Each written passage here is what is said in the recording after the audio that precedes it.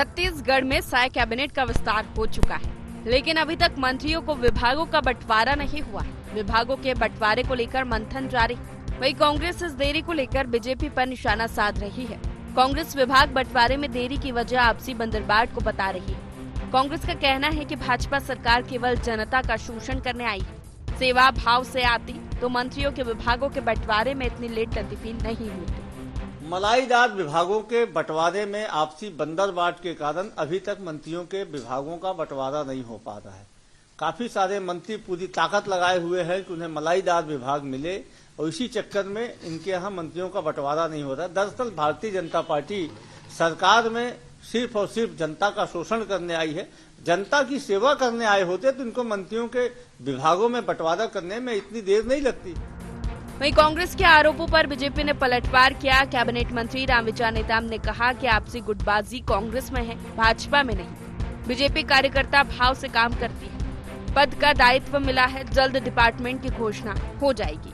आपसी गुटबाजी कांग्रेस में हो सकती है, भारतीय जनता पार्टी में इस तरह की कहीं पे कोई बात नहीं होती है। भारतीय जनता पार्टी एक कार्यकर्ता भाव से काम करता है। हमारे यहाँ पद का दायित्व दिया जाता है, तो दायित्व मिला है, बहुत जल्द उसका भी अलग अलग डिपार्टमेंट का घोषणा कर दिया जाएगा। छत्तीसगढ़ में मंत्रिमंडल विस्तार के बाद लगातार विभागों के बंटवारे को लेकर कांग्रेस और बीजेपी में आरोप प्रत्यारोप का दौर चल रहा है। इस बीच विभाग बंटवारे को लेकर भी मंथन जारी है। अब देखना होगा कि साय कैबिनेट के मंत्रियों को विभागों का बंटवारा कब तक होगा। रायपुर से IND24 के लिए ब्यूरो चीफ निधि प्रसाद की रिपोर्ट।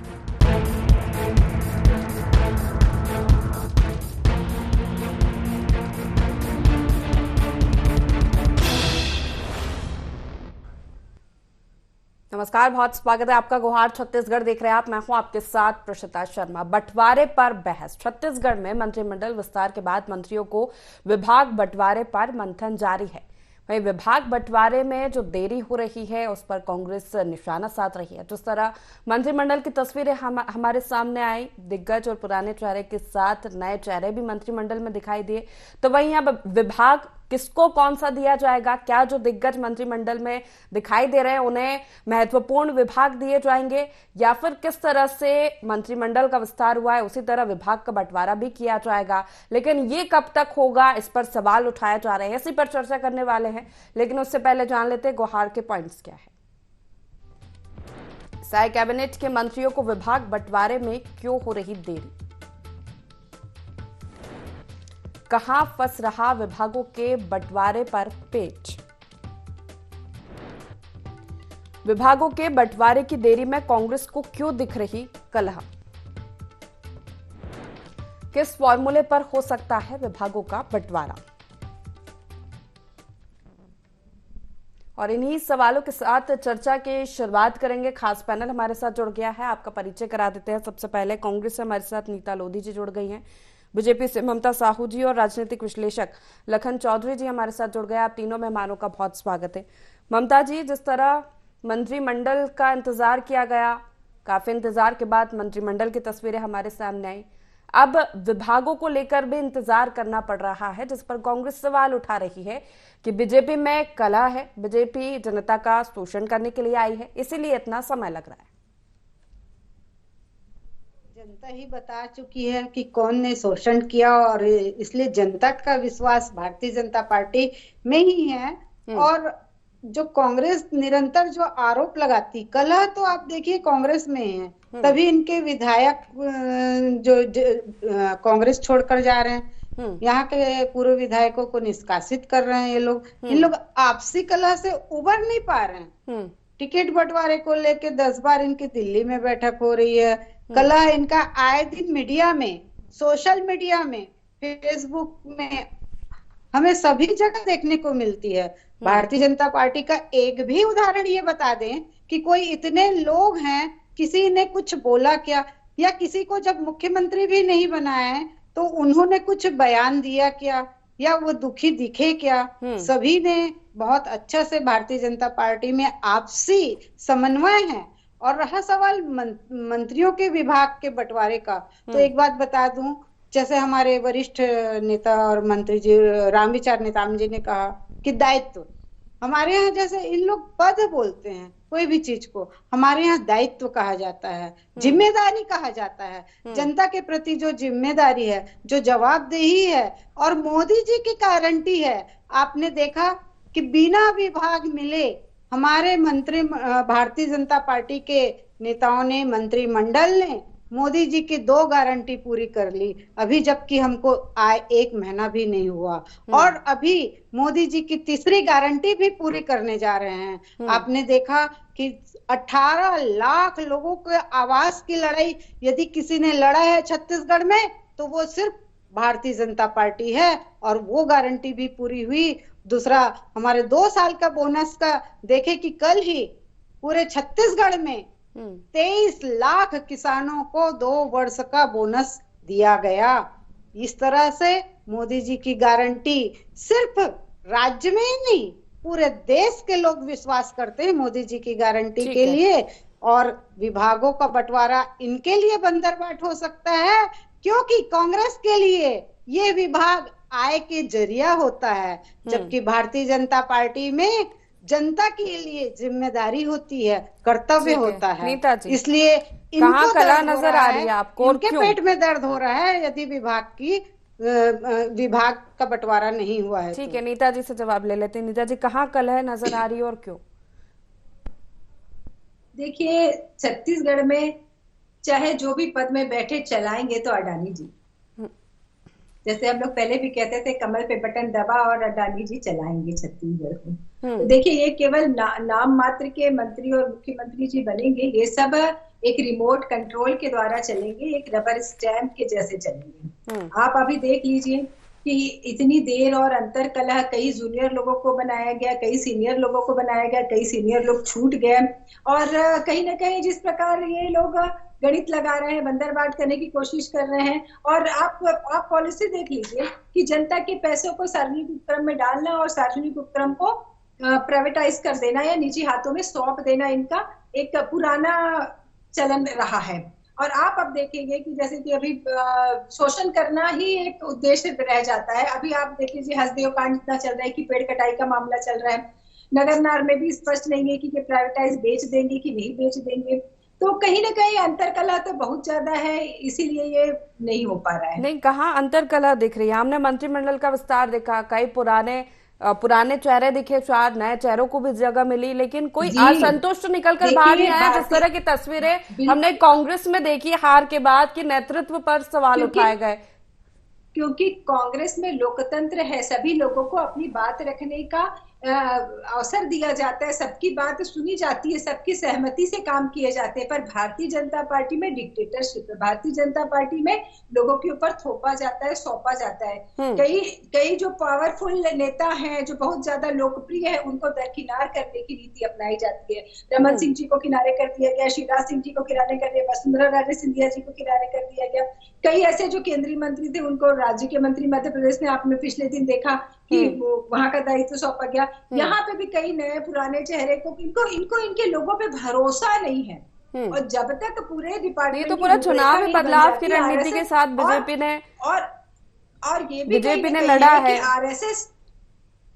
आरएसएस कैडर के लोगों को, क्योंकि भारतीय जनता पार्टी को कहीं ना कहीं ये डर है कि जिस प्रकार शिवसेना इनका कभी एक हिस्सा हुआ करती थी, वो अलग हो गई और अपनी आंख दिखा दी और बहुत सारे उथल फुथल हुए। कहीं ऐसा ना हो कि आरएसएस कैडर अलग चला जाए और मंत्री और सीएम से लेके पीएम तक कुछ और लाइन चले जाए। इसीलिए इस डर के कारण जो मोस्ट पॉपुलर चेहरे उनको दरकिनार करते हुए कुछ नए कुछ पुराने मिक्स करके एक प्रैक्टिकल कर रहे हैं, एक अनुसंधान केंद्र बना के रखें। इनको उसका फायदा तो मिला, उसका फायदा तो मिलता दिखा चुनाव में। इनको ये सरोकार, हाँ, केवल ये पद पाने के लिए कुछ भी कर लेंगे। जैसे 2018 में मध्य प्रदेश में कांग्रेस को बहुमत मिला था, उसके बाद इन लोगों पूरे उलट फेर करके खरीद फरोख्त की राजनीति करके अपनी बीजेपी की सरकार बनाने लगे थे और कोरोना ने पैर पसार लिए थे। अभी भी वही स्थिति है। आप देखिए, इनका केवल इनकी रूपरेखा अंदर अंदर तय हो रही है कि कहाँ क्या कर ले, कहाँ कैसे 2024 जिता ले, कैसे फंडिंग कर ले। ये नहीं ध्यान जा रहा है कि कोरोना पैर पसार रहा है प्रदेश में, आज 9 केस हो गए, ये कैसे होगा। ये नहीं हो रहा है कि 90,000 से अधिक पेड़ कटेंगे हंसदे हो। ठीक है, इसका जवाब ले लेते हैं, उसके बाद लखन जी के पास रुक करूंगी। ममता जी एक छोटा सा जवाब दे दीजिए। बारिश हुई थी, कितनी फसल नष्ट हो गई, उसको कोई इसकी रूपरेखा कर ले, इसका दायित्व कुछ तय कर ले। ये और केवल पद चाहिए और ये आर्थिक लाभ कहाँ से? ठीक है, इसका जवाब ले लेते हैं ममता जी से। ध्रुवीकरण करने की काम मैं शुरू से ही कह रही हूँ कि कांग्रेस के लोगों को पद और पैसा यही दिखता है। लड़ाई किसके शासनकाल में थी ये दिख रहा है। जब ये 5 साल जब इन लोग थे सत्ता में, 2.5 साल के लिए कैसे दिल्ली में जाके इन लोग डेरा डाले थे, जनता का काम छोड़कर ये लोग दिल्ली में डेरा डाले हुए थे। ये पूरी दुनिया देखी है। उसके बाद ये लोग कैसे बोल लेते हैं ये समझ में नहीं आता। कोई एक उदाहरण तो बताए कि भाजपा में अंतरकलह है, कहीं तो दिखाए। बोलता है कि सीनियरों को साइड किया गया। ये तो कांग्रेस में ऐसी पार्टी है जो एक ही परिवार बरसों से शासन करते आ रही है, और रिमोट कंट्रोल की सरकार किसने देखी? भारत ने भी देखी है, पूरे भारत के जनता ने भी देखी है कि रिमोट कंट्रोल कौन था, किसने फाड़े थे। प्रधानमंत्री के जो डॉक्यूमेंट्स हैं, जन डॉक्यूमेंट्स, उसको किसने फाड़ा था, ये पूरी दुनिया जानती है। इसको बताने की जरूरत नहीं है। इन लोग अंतरकलह की बात ये लोग कैसे बोलते हैं? कहीं से तो बताए कि कोई एक नाराज है, अंदर से भी बताए। लोकतंत्र की ये बात करते हैं। अरे सबसे बड़ा लोकतंत्र तो भारतीय जनता पार्टी में है, जिसमें सेकंड लेयर, थर्ड लेयर के लोगों को भी जगह मिल रही है। यही लोकतंत्र है, न कि टॉप में जो मलाईदार पदों में बैठे हैं वही अंत तक रहे। ये पूरा कांग्रेस में चलता है। चलिए ठीक है, लखन जी से भी प्रतिक्रिया ले लेते हैं। लखन जी, दोनों ही राजनीतिक दलों की लोकतंत्र की अपनी अपनी परिभाषा है, लेकिन फिर भी जिस तरह जो देरी हो रही है, क्या माने इसको? विभाग की देरी की बोलेगी मैम? लखन जी से मेरा सवाल है। तो होना नहीं चाहिए कि जब 4-5 दिन होने जा रहा है कि मंत्रिमंडल का जो है शपथ ग्रहण हो चुका है, और उसके बावजूद इस तरह जो विलंब हो रहा है उसको लेकर अब चर्चाओं का दौर भी शुरू हो गया है। और सभी जो है कयास लगा रहे हैं कि आखिर इस विलंब का कारण क्या है। देखिए, मुश्किल से 3 महीने का समय बचा है लोकसभा चुनाव में, और विभागों के बंटवारे को लेकर भाजपा मुझे लगता है फूंक फूंक कर कदम रख रही है। क्योंकि विभागों के बंटवारे में यदि थोड़ी बहुत भी चूक होती है तो इसका खामियाजा कहीं लोकसभा चुनाव में भुगतना ना पड़े।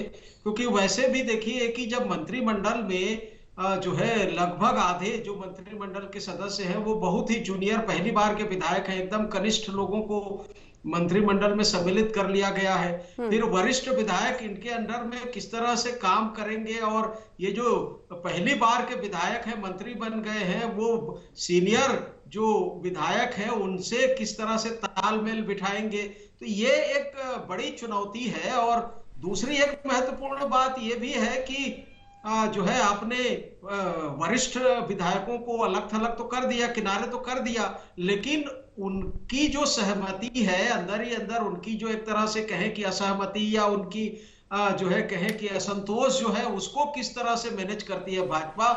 ये भी एक चिंता की बात है और भाजपा के लिए चुनौती है। यदि इस असंतोष को, जो वरिष्ठ विधायक है उनके असंतोष को सही ढंग से मैनेज नहीं किया गया तो लोकसभा चुनाव में भी इसका जो है असर पड़ सकता है। और तीसरी एक सबसे महत्वपूर्ण बात है कि आप जो है पहली बार के विधायकों को मंत्री तो बना दिए और ये कह रहे हैं कि आप नेतृत्व, लेकिन क्या ये जो है जो वरिष्ठ विधायक हैं उनको ये क्या पच रहा है? और इस तरह से आप ब्यूरोक्रेट्स के द्वारा, नौकरशाही के द्वारा शासन चलाने का जो प्रयास कर रहे हैं ये जनता देख रही है।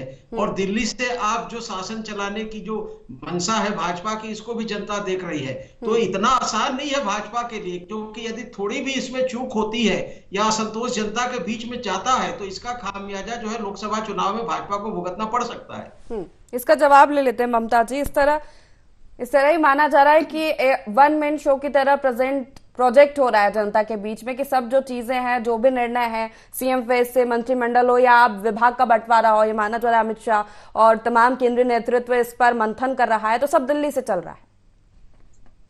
नहीं, मैं बिल्कुल इनके जो वक्तव्य उनको खारिज करती हूँ, क्योंकि ऐसा कुछ भी नहीं है। पूरा यहाँ आप देखिए कि मुख्यमंत्री कैबिनेट की बैठक लिए डिप्टी सीएम के साथ, और सभी चीज को जो मोदी जी की गारंटी है उसको पूरी करने में लगे हैं।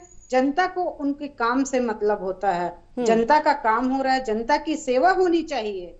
और जैसे कह रहे हैं कि नए विधायक हैं, नए को मौका दोगे तभी तो वो सीखेंगे, और ये कल्चर होना भी चाहिए, सभी पार्टियों में होना चाहिए। आप नए को मौका नहीं दोगे, वही पुराने घिसे पिटे लोग ही आते रहेंगे, तो आपको नया क्या मिलेगा? हम जब नया कुछ देखेंगे, नए लोगों को मौका देंगे तभी तो होगा।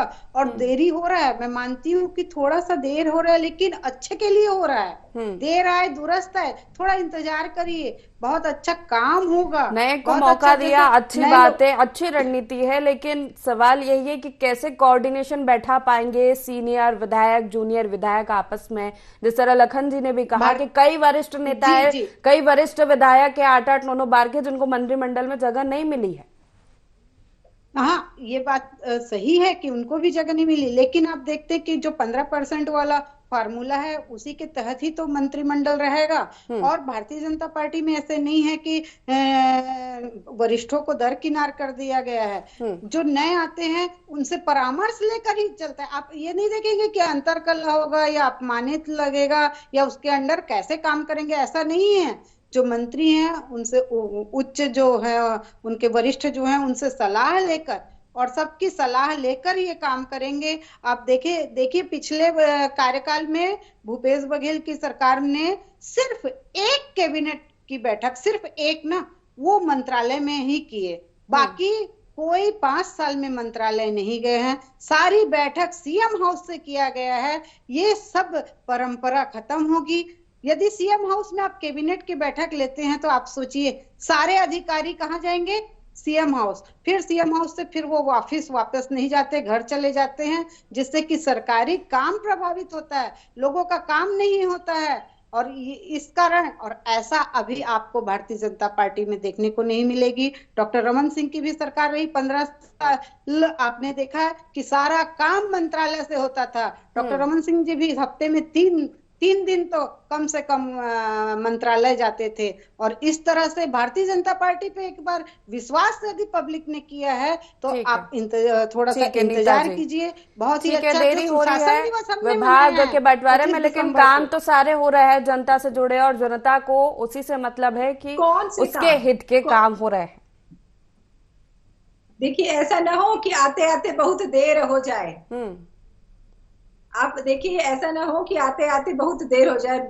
ममता जी कह रही कि देर हुई है प्रत्युषा जी, पर देर इतनी भी देर ना हो जाए कि एक किसान ने आत्महत्या कर ली। पिछले दिनों जो बारिश गिरी उसका मापदंड, उसको नापजोक करने पटवारी खेतों तक नहीं पहुंच पाए, लोग बैठे रहे। और ये क्या सीनियरिटी जूनियरिटी की बात करेंगे, जब आपने देखा भारतीय जनता पार्टी में किस प्रकार मुरली मनोहर जोशी जी को और अपने अडानी जी को कैसे इन लोगों ने किनारे किया। और कहा परिवारवाद की बात कर रही थी दीदी, परिवारवाद तो भारतीय जनता पार्टी में है। आप देख ले, अमित शाह के बेटे जय शाह जो बीसीसीआई के अध्यक्ष बने पड़े हैं, पंकज सिंह जी कौन है, राजनाथ सिंह के बेटे, अनुराग ठाकुर कौन है, प्रेम कुमार धुमाल जी के बेटे, एकनाथ सिंह जी की फैमिली से कौन कौन है ये भी देख लीजिए, पंकुजा मुंडे किनकी बिटिया है ये भी आप पता कर लीजिए, देवेंद्र प्रधान जी क्या, धर्मेंद्र प्रधान जी बेटे हैं, दिलीप सिंह जुदेदी की कहानी तो आप छत्तीसगढ़ में आप देखी ही है। तो परिवारवाद तो वहां यहाँ है।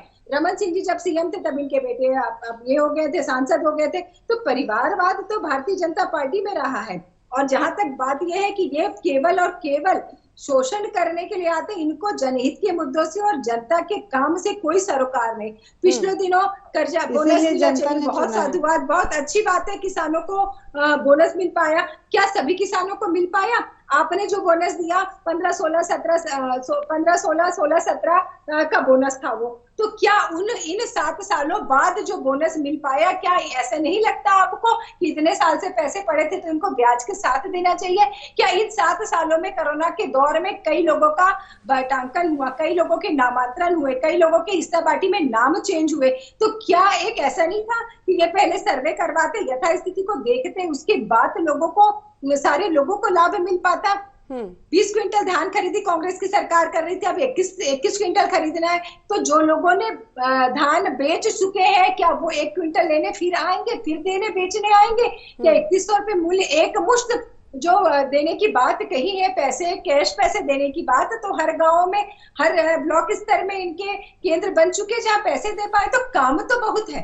करने वालों को काम बहुत है और रबर स्टैम्प को कोई काम नहीं। भले इतनी देर हो जाए, किसान चले जाए, लोगों को मुआवजा न मिल पाए, महिलाएं ताकती रहे कि कब हमको महिला बंधन योजना के तहत पैसे मिल पाएंगे, देखिए कहीं ऐसा ना हो दीदी कि आते आते बहुत देर हो जाए। ठीक है, इस पे जवाब लेंगे, लेकिन उससे पहले लखन जी से भी प्रतिक्रिया ले लेती हूँ। लखन जी, जिस तरह का संतुलन अभी तक बीजेपी में देखा, सीएम फेज से लेकर मंत्रिमंडल के विस्तार तक, अगर ये जो आरोप लग रहा है कि दिग्गजों को दरकिनार किया गया, तो किसी तरह का असंतुष्ट बाहर निकलकर सामने नहीं आया। क्या वही संतुलन विभाग के बंटवारों में भी देखने को मिलेगा? क्योंकि 4 पुराने चेहरे हैं जो दिग्गज है, बृजमोहन अग्रवाल, रामविचार नेताम, केदार कश्यप, दयालदास बघेल की अगर बात की जाए तो क्या इनको महत्वपूर्ण विभाग दिए जा सकते हैं? देखिए, ऐसा कुछ भी नहीं कहा जा सकता। भाजपा की जो कार्यशैली है उसके आधार पर ये कहना कि जो है इनको महत्वपूर्ण विभाग मिलेंगे, मुझे लगता है कि बिल्कुल भी जो है जल्दबाजी होगी और देखना होगा। क्योंकि रेणुका सिंह का नाम सीएम फेस में चल रहा था, रेणुका सिंह आज जो है मंत्रिमंडल में भी नहीं है। तो भाजपा की जो कार्यशैली है उसके आधार पर किसी भी तरह का आकलन लगाना मुझे लगता है कि जल्दबाजी होगी। और इस तरह से यदि ये कर रहे हैं तो ठीक है कि भाई आपको सत्ता मिली है और सरकार आपकी बन चुकी है, आप जैसा करें। लेकिन ये कहना कि लाभार्थियों के दम पर सरकार बना लेना और आप ये दावा करना कि असंतोष नहीं है, देखिए असंतोष तब तक नहीं है जब तक जो है आपके केंद्र का जो है दबाव है। और जिस दिन जो है केंद्र का दबाव नहीं रहेगा तो आंतरिक लोकतंत्र नहीं है। आप इस चीज को मानिए, आंतरिक लोकतंत्र भाजपा में नहीं है। लेकिन ये अलग बात है कि आपको जनता ने चुना है, जनादेश मिला है, तो लेकिन उसका सम्मान करते हुए एक बार के विधायक को सीधा डिप्टी सीएम बनाना, एक बार के विधायक को सीधा कैबिनेट मंत्री बनाना, ये जनता जो है चर्चा कर रही है। देखिए, हमारा ये नहीं है विमर्श, जनता में ये संदेश जा रहा है कि आप 12 में से 6 ऐसे लोगों को मंत्री बनाए हैं जो पहली बार के विधायक हैं। तो ये जो है लोगों को क्या 2 बार के विधायक कम से कम नहीं मिलते थे भाजपा के? इसलिए 54 लोगों में 2 बार क्या आपको लगता है लखन, उसका नुकसान हो सकता है भारतीय जनता पार्टी को आगे के चुनाव में? बिल्कुल नुकसान हो सकता है। देखिए, लोकसभा चुनाव में इसका बिल्कुल नुकसान हो सकता है। और जो सीनियर जो विधायक हैं उनमें ये असंतोष है कि ऐसा नहीं है कि आप एक तरफा उनको किनारे करके जो है आगे जो है सत्ता की जो है सीढ़ियां चढ़ते जाएंगे। ठीक है, ममता जी से इसका जवाब ले लेते। कैसे आप संतुष्ट करेंगे बाकी लोगों को, क्योंकि आगे चुनाव भी है और आपके संकल्प पत्र के वादे भी है जो मंत्रिमंडल के सामने शायद चुनौती हो सकती है, जिनको चुनाव से पहले पूरा भी करना है? जरूर, भारतीय जनता पार्टी ने जो जो कहा है अपने घोषणा पत्र में वो सबके लिए कटिबद्ध है और यह जो गारंटी है वो पूरी होगी पूरी। और रहा सवाल असंतोष का, तो भारतीय जनता पार्टी एक परिवार है और जो भी हमारा अंतरकला होता है या जो भी असंतोष की बात है वो हम एक अंदर कमरे में बैठकर, भारतीय जनता पार्टी जैसे शुरू से अनुशासन के लिए जानी जाती है और उस तरह अपनी बात रखते हैं। लोकतंत्र, इन लोग जो बोलते हैं ना, हम लोग पूरी तरह से संतुष्ट हैं भारतीय जनता पार्टी से और अपनी बात अंदर रखते हैं। हमको मौका भी दिया जाता है, कार्यकर्ताओं को मौका दिया जाता है बोलने का, और हमारी जो बात है अनुशासन हम लोग मानते हैं उस चीज को, और हमारे जो अंतरकला है वो बिल्कुल भी नहीं है। इस बात से मैं पूरा जो विभागों के बंटवारे में संतुलन कैसे दिखाई देगा? जैसा कि लखन जी ने भी कहा कि एक बार के विधायक को डेप्यूटी सीएम बना दिया, कैबिनेट में शामिल कर लिया, कई महत्वपूर्ण विभाग है, किसको दिए जाएंगे, कैसे संतुलन बैठाया जाएगा? और अगर जिम्मेदारी मिलती है तो वो नए जो मंत्री बने वो कैसे इसका निर्वहन करेंगे?